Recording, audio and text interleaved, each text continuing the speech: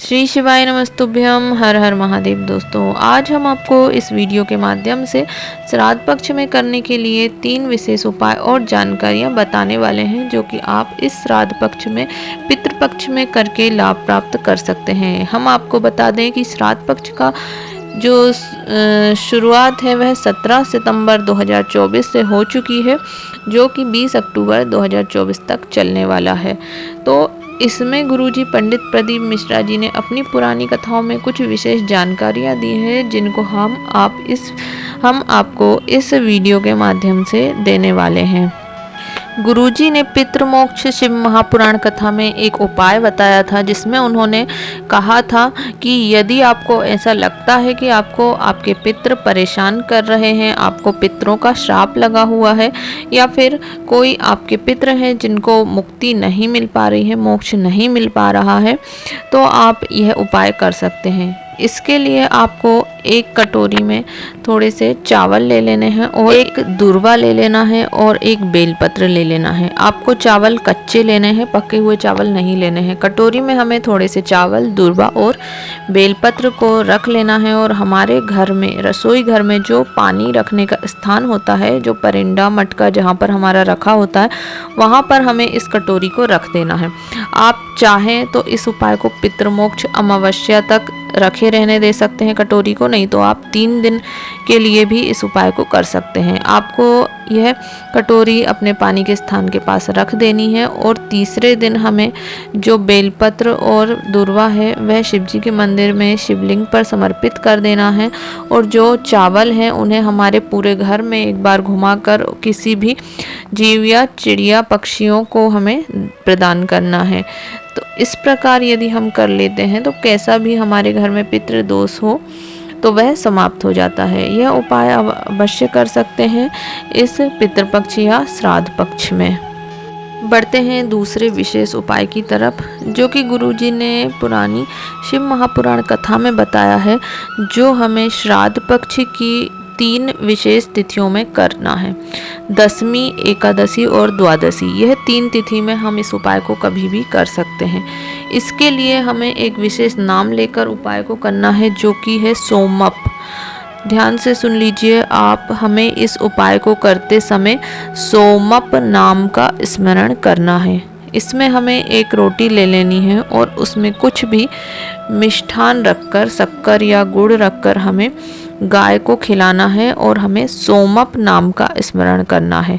यह उपाय हम दशमी, एकादशी, द्वादशी इन 3 तिथियों पर कर सकते हैं, या फिर तीनों में से किसी एक तिथि पर भी कर सकते हैं। ऐसा करने से हमें जो भी पितृ दोष होता है वह हमारा समाप्त होता है और हम उन्नति की ओर अग्रसर होते हैं। घर में शुभ कार्य होने लगते हैं, सुख समृद्धि स्थापित होती है। तो यह पितृपक्ष में आप अवश्य करें इस उपाय को, और इस उपाय को सभी कर सकते हैं। ध्यान रखिएगा, गाय को जब भी हम रोटी खिलाते हैं उसके बाद उसे पानी अवश्य पिलाएं। उपाय को करने से पितृ तृप्त होते हैं और उनका आशीर्वाद हमेशा हमारे ऊपर बना रहता है और वह हमसे प्रसन्न हो जाते हैं। बढ़ते हैं तीसरी विशेष जानकारी की तरफ, जिसमें गुरुजी ने बताया है कि यदि हम पितृपक्ष में या श्राद्ध पक्ष में ब्राह्मणों को भोजन करा रहे हैं तो उनके भोजन में 2 सब्जियां कभी शामिल नहीं करें, जिसमें से एक सब्जी है पत्ता गोभी और दूसरी सब्जी है कुमड़ा। यह 2 सब्जियों को कभी भी हमें ब्राह्मण भोजन में शामिल नहीं करना चाहिए। और 3 विशेष चीज़ें ऐसी हैं जिनको हमें ब्राह्मण भोजन में ज़रूर शामिल करना चाहिए और स्वयं के भोजन में भी अवश्य शामिल करना चाहिए, जिसमें पहले स्थान पर है दूध की खीर। आप ब्राह्मणों को जब भी भोजन कराएं उन्हें खीर अवश्य खिलाएं। दूसरे नंबर पर है गिलकी।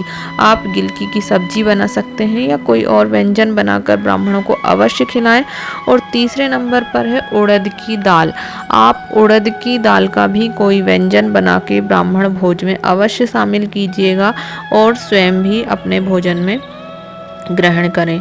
तो इस प्रकार यदि हम यह तीनों चीज़ें ब्राह्मणों को भोजन कराते हैं तो पितृ तृप्त अवश्य होते हैं, क्योंकि जो दूध से बनी खीर है वह आहूतों के हिस्से में जाती है और जो गिलकी से बने व्यंजन होते हैं या सब्जी होती है वह पितरों के हिस्से में जाती है, और जो उड़द की दाल से हम व्यंजन बनाते हैं, खाने की वस्तु बनाते हैं, वह प्रेतों के हिस्से में जाता है। इस प्रकार हमारे पितृ तृप्त हो जाते हैं और हमसे प्रसन्न होते हैं, और हमारे घर में जो भी कार्य हैं रुके हुए वह पूर्ण होने लगते हैं, या हमारे घर में किसी भी प्रकार से आपको लगता है कि कोई पितृ दोष है तो वह समाप्त हो जाता है और हमारे पितृ प्रसन्न होने लगते हैं। तो आप इन बातों का अवश्य ध्यान रखिए। और गुरुजी ने एक विशेष बात और भी बताई है कि जब भी आप पितृ पक्ष में ब्राह्मण भोजन कराएं तो हमें ब्राह्मणों को तिलक नहीं लगाना है। आप साल भर में कभी भी ब्राह्मण को बुलाकर भोजन कराएं, दक्षिणा दें, तिलक लगाएं, पर श्राद्ध पक्ष में हमें दक्षिणा देनी है, भोजन कराना है, पर उन्हें तिलक नहीं लगाना है। इस बात का आप विशेष ध्यान रखिएगा। वीडियो में दी गई जानकारी यदि आपको उपयोगी लगे तो वीडियो को लाइक करें, शेयर करें। श्री शिवाय नमस्तुभ्यम। हर हर महादेव।